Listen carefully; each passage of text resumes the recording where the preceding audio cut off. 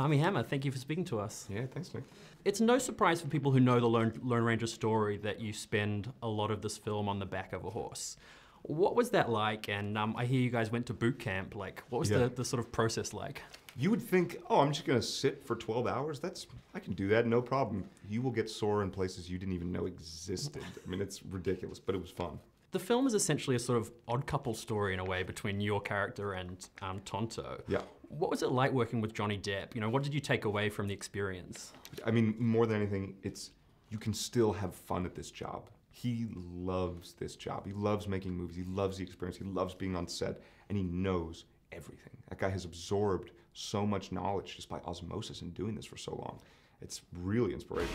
Going somewhere? Yes. No. No, we are not. Yes. No. Yes. Shut up! Yes. There's a bit in the film which a lot of people might have seen in the trailer, which is pretty spectacular, where you wake up and you're on a platform and there's literally like a 2,000-foot drop below you. Spirit platform. Yeah, on the Spirit platform, exactly. Yeah. So is that for real? What was that like shooting that? Are you afraid of heights or? No, I'm not, but that almost converted me. We had to get there and home by a helicopter. It was that tall. It was exactly what you see, and it was terrifying. Well, it was swaying in the wind, but then also they had a big helicopter with cameras mounted all over it that they would just go and just go around and pass over and all that. So every time they'd go over you, the rotor wash would just blow the thing, and you just think, I'm gonna fall on this one. This is the one, I'm gonna fall. All right, I hope you're getting this on camera, I'm about to die. Save it for insurance reasons. I suppose it comes back to the fact that most of the scenery is pretty spectacular. Yeah. Monument Valley is one of the classic kind of Western scenes from the John Ford films. Totally. We what shot was at it- John Ford Point at one of them. Oh, wow. Spots, so, yeah. What was it like shooting out there? Were you living out there at the time on location? Or? Yeah, well, they had hotels for us, which were maybe 3, 4, 5 hours away from where we were shooting, and that's the closest hotel to where we were.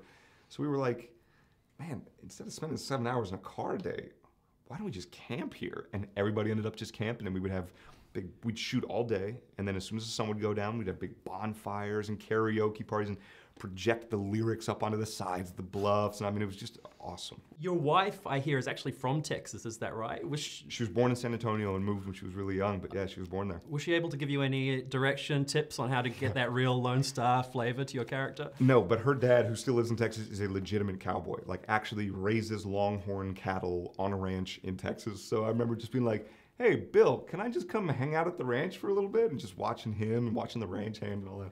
When you take on an iconic character like the Lone Ranger, a lot of people feel sort of a pressure that's associated with the 80 years of history that goes along with it. Was that a pressure you felt? Did you come to the character completely fresh and do whatever you wanted with it, or did you really adhere to the source material? Both. We definitely adhered to the source material because it was a large part of a lot of people's childhood, and they're very nostalgic about the show, and it's very important to have, you know, the horse, the mask, the hat, the vest, the badge, the this, the that, you know, all the things that are very important for the character.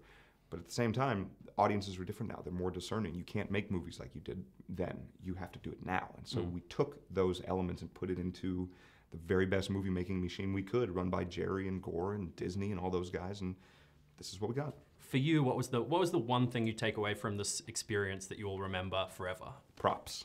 Props. Yeah, took a lot of props. Really? So you've got them all at home? Now, I wish I had them all, man. It's like fun stuff, you know, just like little trinkets or like, you know, a fake pickle, you know, just like weird little things. So you're gonna have a garage museum at home of Lone Ranger props. For anybody that wants to come see old fake pickles. I'm sure I'll be slammed, it'll be busy. Obviously there's a lot of stunt work that goes on, but is there a moment where you are really, really like, I did that stunt, you know, that's me on the horse, that's, you know, something's exploding under me, I'm jumping through the window. Like, what part of the film is like all you, where you point to it and be like, I'm pretty proud of that?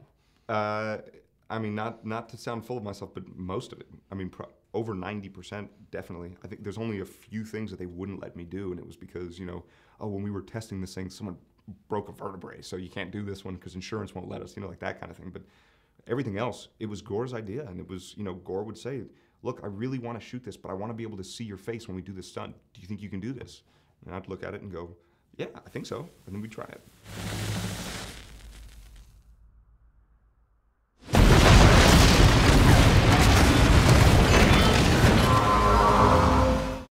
Armie Armie Hammer, thank you so much for your time. Nice talking It's been to a you, man. pleasure to Yeah. meet you.